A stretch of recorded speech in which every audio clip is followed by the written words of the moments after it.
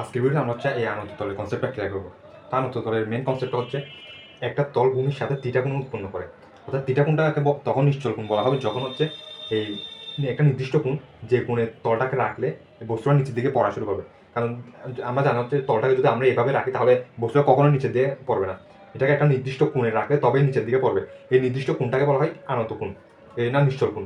এখন এই আনত তলের উপর যে বস্তুটা রাখা হয়েছে এই বস্তুটার উপর নির্দিষ্ট কয়েকটা বল ক্রিয়া করবে। এই বলগুলা কি কি এগুলো নিয়ে আজকে আলোচনা করবো। প্রথমত এই বলটাকে আমরা চাচ্ছি উপরের দিকে পাঠাই দিই, সেজন্য আমরা উপরের দিকে একটা এফ বল দিব এবং নিচের দিকে একটা বল ক্রিয়া করবে। ফার্স্ট আমরা উপরের দিকে যে বলটা দিচ্ছি এটা এফ বল, এই বস্তুটার উপর আরেকটা বল ক্রিয়া করবে, সেটা হচ্ছে নিচের দিকে এই বস্তুর ওজনের জন্য। তো বস্তুর ওজনের জন্য যে বলটা ক্রিয়া করবে সেটা হচ্ছে এদিকে এমজি, নিচের দিয়ে ক্রিয়ারত বলটা হচ্ছে এমজি।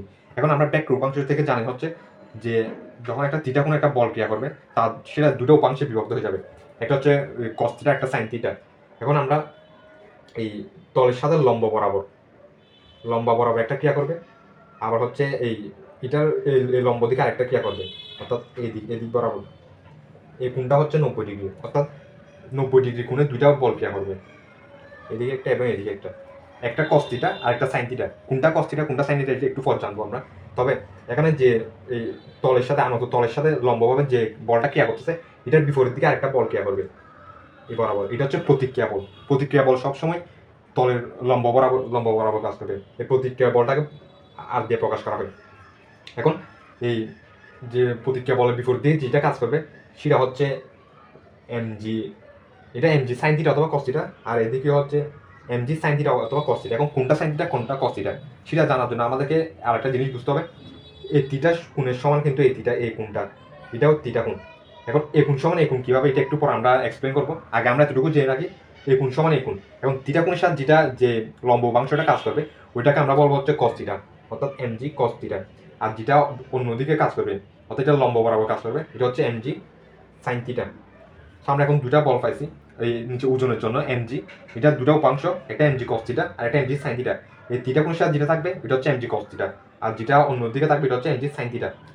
এখন আমরা হচ্ছে এই তলের উপর দিকে যে লম্বটা কাজ করতেছে এই আর প্রতিক্রিয়া বল, এই প্রতিক্রিয়া বল আর এই এমজি কস থিটা একটাও আরেকটা বিপরীত এবং দুইটা সমান হবে, অর্থাৎ আর সমান এমজি কস থিটা।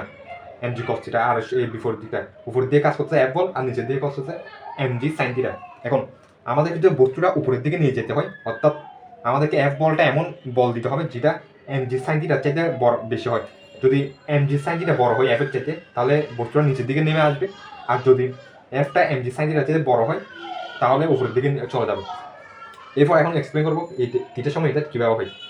তা আমরা এটা আবার আরেকটা গিয়ে আঁকি, এগুলো আমরা মুছে দিয়ে আপাতত এগুলো থাকুক। সো এইটা এই কোণটা সমান 90 ডিগ্রি, এটা 90 ডিগ্রি। সো এটা একটা ত্রিভুজ, এখানে একটা ত্রিভুজ। এই ত্রিভুজ আমরা জানি ত্রিভুজের তিনটা কোণের সমষ্টি হচ্ছে এই সমষ্টি 180 ডিগ্রি। সো আমরা 180 থেকে 90টা বাদ দিলে থাকে হচ্ছে 90 ডিগ্রি। এখন এই 90 ডিগ্রিটা হচ্ছে এই কোণ আর এই কোণ, অর্থাৎ আমরা যদি এটাকে যদি ধরি আলফা, সো এই 90 ডিগ্রি সমান আলফা প্লাস থিটা। এখন আমাদেরকে এই কোণটা বের করতে হবে। এখন আমরা আবার জানি হচ্ছে এই কোণ সমান এই কোণ, এটা 90 ডিগ্রি। সো 90 ডিগ্রি কোণের মধ্যে একটা আলফা আর একটা এটা বের করতে হবে, এটা আমরা থিটা এখনো জানি না। সো আলফাটা 90 ডিগ্রি থেকে যদি আমরা আলফাটা বাদ দিই তাহলে আমরা এই থিটার মান এই আরেকটা বেরোটা পেয়ে যাবো। এখন আমরা যদি 90 থেকে যদি আলফা বাদ দিই তাহলে কত আসবে, এই আমরা এই নতুন কোণটা সাপোজ ধরলাম বিটা। এখন আমাদেরকে বিটার সমান যে থিটা এটা বের করতে হবে। সো আমরা এখান থেকে পাই হচ্ছে আলফা সমান কত, আলফা সমান এই যে এই একটা জায়গা থেকে পাচ্ছি হচ্ছে আলফা সমান 90 মাইনাস থিটা। আমি এটা এই আলফার ভ্যালুটা এখানে বসে, আলফার ভ্যালুটা এখানে বসাইলে 90 মাইনাস আলফা সমান কত 90, মাইনাস মাইনাসে প্লাস হয়ে যাবে, প্লাস থিটা সমান বিটা। আমরা এটাকে বিটা ধরছি। এখন 90 কাটা, সুতরাং থিটা সমান বিটা।